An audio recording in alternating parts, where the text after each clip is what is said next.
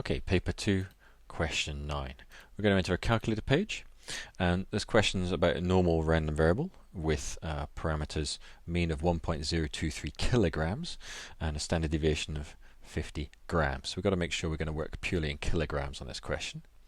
And we're being asked to work out probability of underweight. So we're going to have to work out menu probability from a distribution, and this is a normal cumulative distribution. Now our lower bound is going to be negative infinity to some extent. Our upper bound is 1 because we're looking for the probability of all bags up to a weight of 1 kilogram. The mean we were told was 1.023 and our standard deviation is 0.05 or 0.050 if you want to see the 50 grams more clearly. So evaluating that, there's the probability of a bag being underweight. Wanting a bag between 1 and 1.05, well, what I can do is I can just re-execute this command and I can just change that lower bound to be 1 and the upper bound to be 1.05.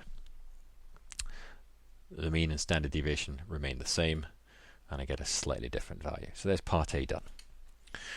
Part B, we're being asked to work out what the new mean must be so that the proportion of underweight bags is only 10%. So this original proportion, that value there, we want equal to be 10%, 0.1. But what we need to do is we need to change the mean of these bags. So it's no longer 1.023, but I'm going to call it M for mean. So that's the equation I've got to try and solve, probability of everything less than or equal to 1, with this new mean being only 10%. So I'm going to do a numerical solve of this equation. Let's go to menu, algebra, numerical solve that expression for M, and it gives me a new mean weight of 1.064 kilograms.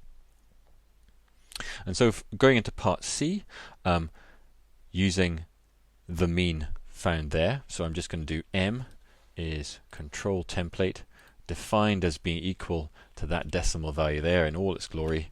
I now have my new mean. And what I'm now going to be asked to do is get my weight of the flour dispensed being only 2.5%. So let's just go back to my equation.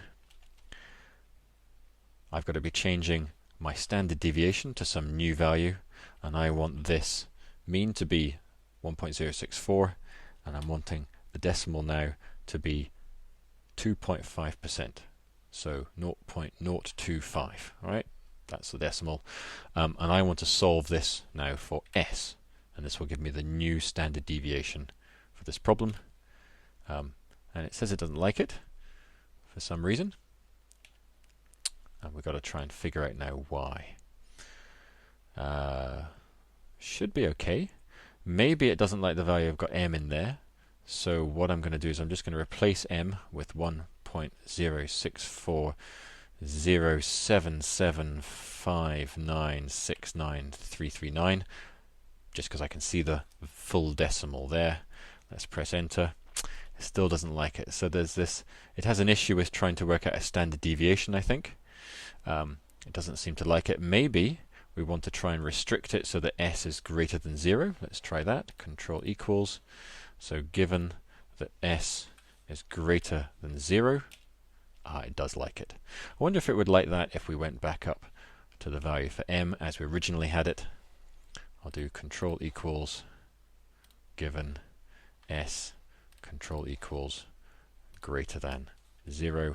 Yes, it does like it there. So it wasn't the value of M and S that was an issue. It was the fact that we have to tell it not to go anywhere near negative values. So it looks as if a standard deviation of maybe only 32.6 grams is what's required. So we've learned a little thing about the normCDF command within an nsolve statement there. We're done.